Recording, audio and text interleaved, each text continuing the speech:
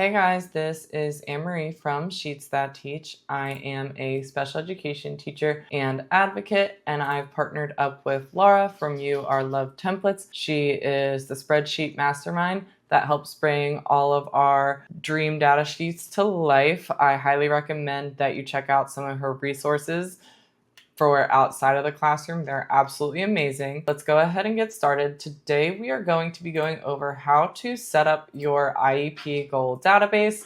This is a tool that I'm absolutely obsessed with. It cuts down my progress reporting time at the end of the marking period in half, if not even more than that.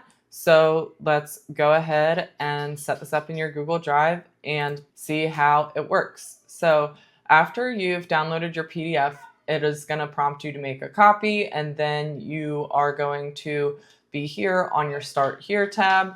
All of our products have a Start Here tab that includes a YouTube tutorial as well as examples, which is what we were just looking at. And I always say it is best to leave one fully blank so you always have something to go back to. But so you're going to go to File, Make a Copy, and let's just call this Eli Smith IEP goals.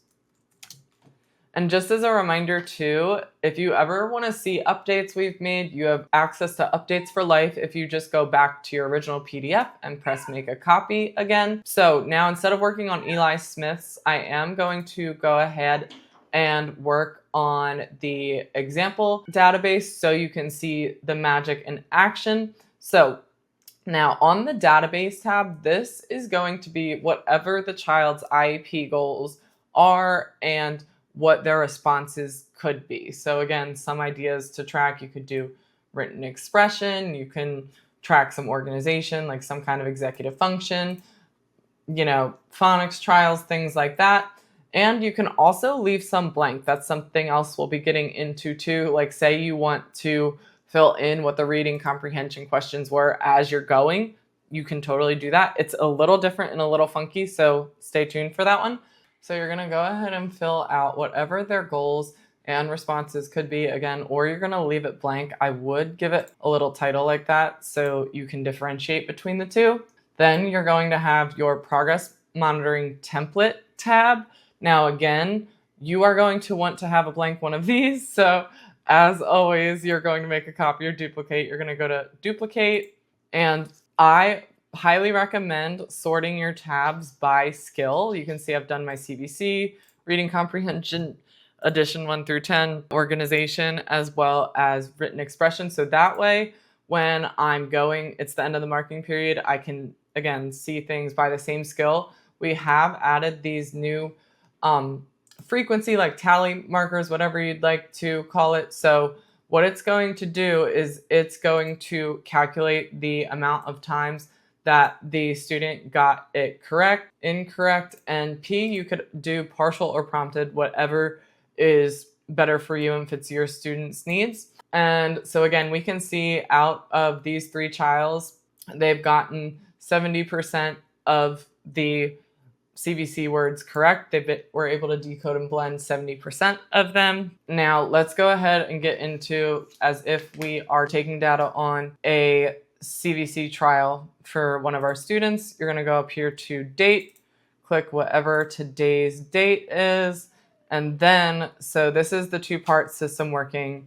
In Magic, you're going to pick the goal that you're tracking. We're going to do CVC words. It's going to auto-generate. And then you are free to click if you prompted them, if they got it right, if they got it wrong. Now, say that you're tired of the same set because they've gotten them right all the time. I'm going to show you how you can change them as you're going, but there's a few things to keep in mind. So let's pretend it's October. Again, we're going to do CVC words. Now, say I wanted to change this, like I wanted to change it to, let's do dad, bad, lip, and rip, wrap, rat. Let's do can, pan, kit, and then we'll do fit. Now, I can totally change this as I go. One very, very important thing to keep in mind though is once you've written your own word or answer problem in the cell, it no longer has the formula to grab things from the drop down menu in this trial or probe data specifically. If you go down here to a different trial probe, let's go here. Again, as you can see, when you click the cell up here, it's going to tell you all this. Looks like a different language, but it's basically telling the sheet to grab all of the steps that we listed for decoding CVC words. Now, if you'll notice, when you go over here, there's no longer any formula. But again, as long as you're not using this probe again, doesn't matter if the formulas are missing for you. But again, also why it's highly important to leave one of these blank and make a copy, because say you were like, oh my God, I didn't make a copy, I need to go back.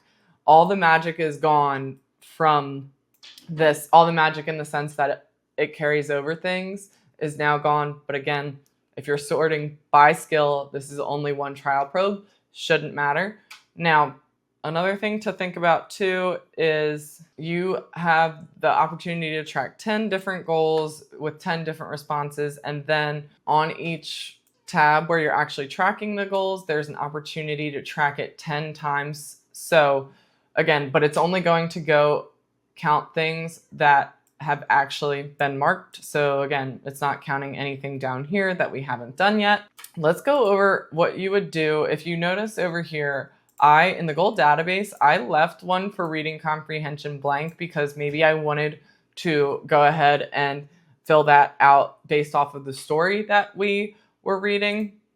So I'm going to go over here, click my date, and then this goal, we are going to do reading comprehension, but we're going to do it blank. Now, you're going to be a little weirded out because it's going to look like nothing populated. However, if you just start typing, like say this was a right there question, again, I'm typing, you're not even going to be able to see it in the actual cell, but it will be in the formula bar up here. And once you press enter or literally just go down out of it, boom, there it is. So let's say the next question was a vocab question. Boom, again, typing it, you can't see it as you're typing, but you'll see it in the formula bar. And let's say this one was an inferential question. Boom. And let's do, this one was about theme. These formulas still work beautifully. Watch as I click, again, the number of questions or probes that they need prompts on is going up as we go. And honestly, guys, like that's basically it with this one. You're going to put everything that you are tracking for their goals here, what their responses could be, and then you can also leave some blank, remember that. And other big tip, leave your progress monitoring template blank. That way you never have an accident of accidentally deleting one of the formulas that is going to create the magic of it carrying over. And I highly recommend sorting your tabs by skill. You can go here to rename them, and let's just say we're working on decoding blends now. Again, I don't even have that in the actual database yet, but just for purpose to show you guys how to rename something, you can do it by skill. And that's really it, guys. Just the other thing is, be mindful if you are leaving something blank, you're not going to be able to see it as you're writing it, but it is there. I promise you, just trust, keep going. And I think that's it. Happy data tracking, guys. And as always, if you have a dream data sheet in mind that you'd like us to bring to life, please don't ever hesitate to reach out.